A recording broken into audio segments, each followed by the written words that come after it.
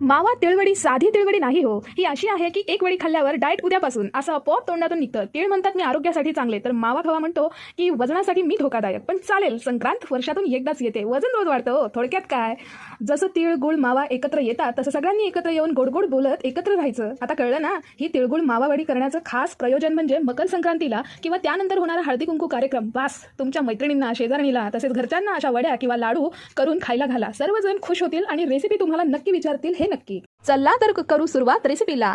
सगळ्यात आधी साहित्यामध्ये घेतले आहे अर्धा वाटी तीळ आणि अर्धा वाटी शेंगदाणे, ड्रायफ्रुट्स थोडे, काजू बदाम आणि पिस्ता, अर्थात तुम्हाला जेवढे आवडत असतील त्याप्रमाणे घ्या. चला एकीकडे लगेच शेंगदाणे भाजायला टाकूयात. दुसरीकडे घ्या अर्धा वाटी डेसिकेटेड कोकोनट किंवा सुक्या खोबऱ्याचा किस, अर्धा वाटी खवा किंवा मावा. शेंगदाणे भाजून झाले की लगेच दुसरीकडे तीळ भाजून घ्यायचे. तीळ छान फुलले की त्यात घाला खोबरं. लगेच थोडंसं परतून झालं की वेगळं काढून घ्यायचे आणि शेंगदाणे सोलून घ्यायचे.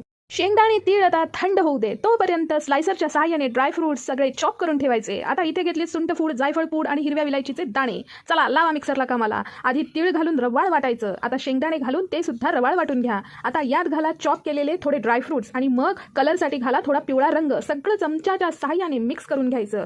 इथे घ्या फुल खचून एक वाटी गुळ. कढईत एक चमचा साजूक तूप घालून गुळ घालायचा आणि पाव कप पाणी ओतून मिक्स करायचं. एक उकळी आली की लगेच घाला मावा, त्याला चांगलं एकजीव होऊ द्या. मग घाला त्यात तिळाचं मिश्रण. 10 मिनिटं परता, टेन्शन घेऊ नका. इकडे पाकाचं थोडा गोळा झाला की लगेच परातीत किंवा प्लेटमध्ये काढून घ्यायचं. टेक्स्चर व्हिडिओमध्ये दिसतंय ना, अगदी त्याप्रमाणे.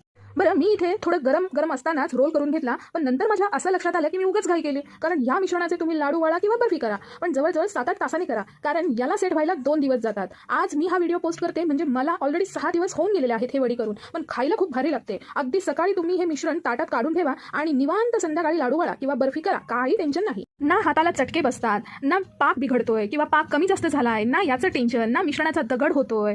खरंच सांगते, इतक्या सॉफ्ट होतात की ज्यांना दात नाही ते सुद्धा चगळून खातील. आपण मावा ऍड केल्यामुळे साधारणतः 15 दिवस हे रूम टेम्परेचरवर छान राहतील. हळदी कुंकवाच्या कार्यक्रमाला किंवा मकर संक्रांतीला करायचे असतील तर 2 दिवस आधी करा फक्त. यात आपण मावा घातल्यामुळे लाडू किंवा वडीला सेट व्हायला थोडा वेळ लागतो.